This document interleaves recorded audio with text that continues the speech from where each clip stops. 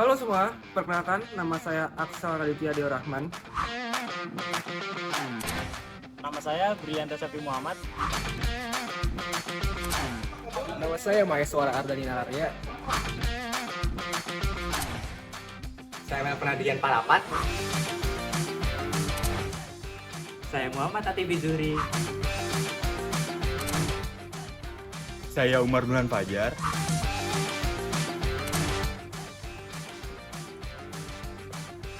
Kami dari kelompok 6. Dan inilah video kami dalam rangka tugas akhir mata kuliah Haji Industri yang diampu oleh Pak Hendra MKKK. Selamat menyaksikan.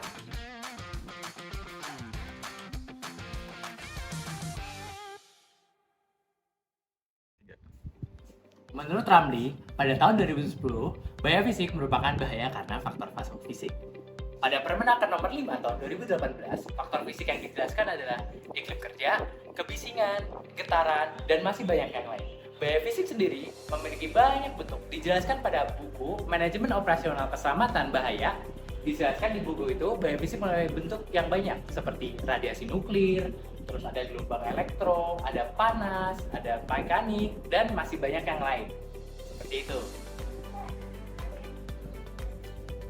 Nah, untuk bahaya yang pertama itu ada bahaya jatuh dari ketinggian. Nah, faktor bahaya di atas itu salah satunya adalah kurangnya pengetahuan dan kesadaran tentang K3, kurangnya audit tentang K3, terus tidak ada railing di atas juga. Kemudian yang terakhir itu tidak menggunakan body harness.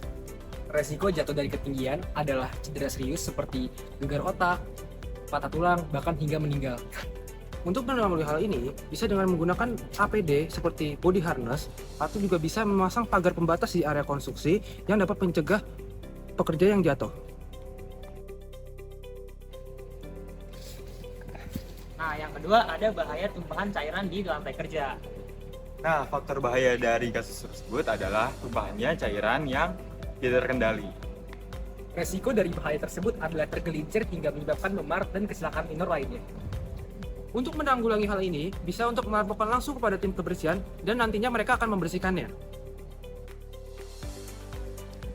Nah, selanjutnya bahaya yang ketiga itu adalah bahaya suhu yang panas. Nah, faktor bahaya yang tadi itu adalah suhu ruangan yang ekstrim. Nah, untuk resiko dari bahaya ini adalah para pekerja bisa terkena heat stress, heat stroke, dan dehidrasi. Nah, untuk menanggulangi hal ini bisa dengan membuat jadwal jam pergantian jam kerja supaya pekerja tidak terpajan panas sinar matahari terlalu lama. Nah, selanjutnya bahaya yang keempat adalah bahaya ketidakhati-hatian dalam penggunaan alat kerja maupun alat berat. Nah, faktor bahaya dari kasus tersebut yaitu adalah kurangnya pengetahuan tentang SOP kerja dan juga SOP penggunaan alat, serta kurangnya kehati-hatian dalam penggunaan alat konstruksi.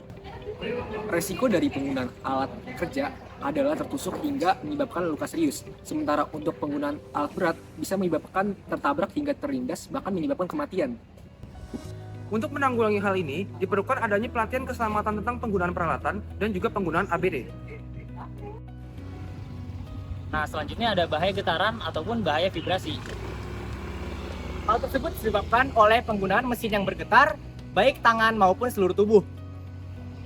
Resiko dari adanya aktivitas getaran di sektor konstruksi adalah pekerja bisa terkena hand arm vibration syndrome dan whole body vibration.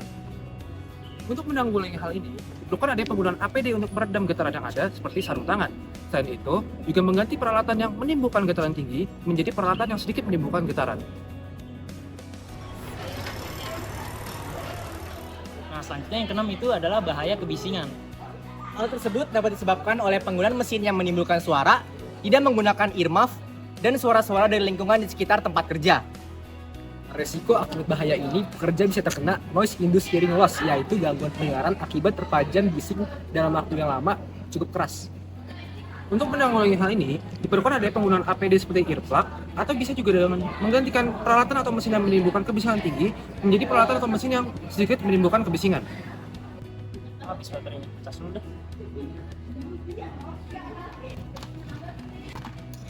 Nah, selanjutnya yang ketujuh adalah bahaya listrik.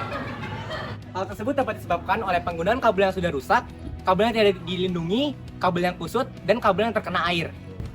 Resiko dari adanya bahaya listrik, pekerja bisa terkena sengatan listrik.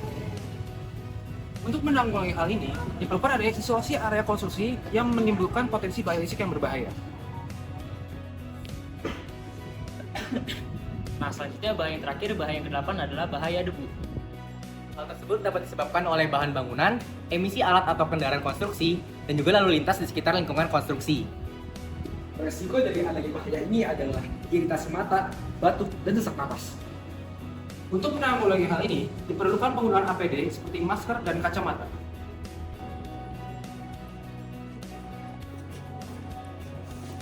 Sekian dari kami kelompok 6. Terima kasih untuk Pak Hendra selama masa bimbingannya pada mata kuliah Hygiene Industri. Sampai jumpa.